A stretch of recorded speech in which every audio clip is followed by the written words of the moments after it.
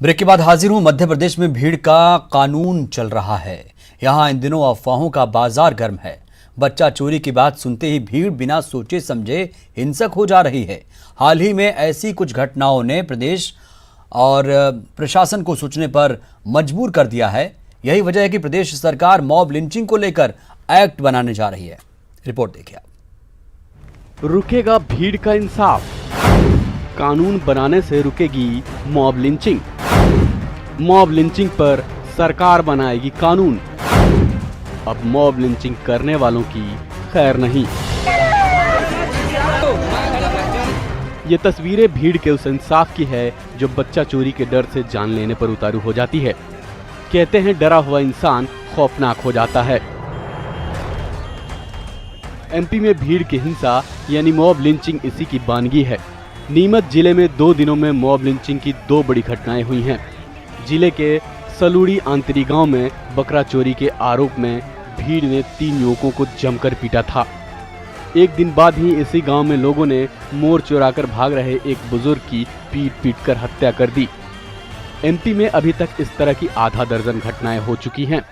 नहीं होना चाहिए। देखो, जो भी अपराध करेगा, कानून को जो भी हाथ में लेने का काम करेंगे, उनके खिलाफ हम सख्त कार्रवाई कराएंगे और कानून अपना काम करेगी। कानून से ऊपर और कानून से बढ़कर कोई भी नहीं है।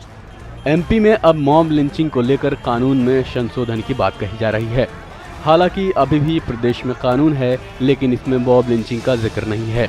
नए कानून में मॉब लिंचिंग पर 5 साल तक की सजा या जुर्माने का प्रावधान होगा। देखो, भारतीय जनता पार्टी तो केवल राजनीति करती है, उसका विश्वास काम करने में नहीं है, न कराने में। अच्छा, मुस्लिम गाय के नाम पे करने वालों से पूछो। भोपाल में 2 साल तक इन्होंने पूरा 1.5 साल पैसा नहीं दिया था गौशालाओं को। कानून बनने के बाद कथित गौरक्षा के नाम पर मॉब लिंचिंग पर कड़ी सजा का प्रावधान होगा और मध्य प्रदेश पहला ऐसा राज्य होगा जहां गाय के नाम पर लिंचिंग करने वालों पर कानून बनेगा। देखिए, मध्य प्रदेश में कानून व्यवस्था लगभग समाप्त हो गई है। अकेले इसी की नहीं है, रोज प्रतिदिन एक दिन ऐसा नहीं है कि इस प्रदेश के अंदर हत्या नहीं हो रही हो और लूट नहीं हो रही। सामूहिक मैंने जिस तरह से ब्यावरा की घटना आप सबों ने दृश्य दिखाए वो हृदय विदारक थे। यहाँ थाने नीलाम होंगे, वहाँ ऐसी स्थिति बनेगी। सबके सब ऊपर से नीचे तक भ्रष्टाचार में आतंक डूबे हुए। एमपी में निजाम बदलने के बाद से ही हिंसा में बढ़ोतरी देखी जा रही है। सिर्फ गाय ही नहीं, बच्चा चोरी, मवेशी चोरी, अपहरण के शक में भी भीड़ की हिंसा देखने को मिल रही है।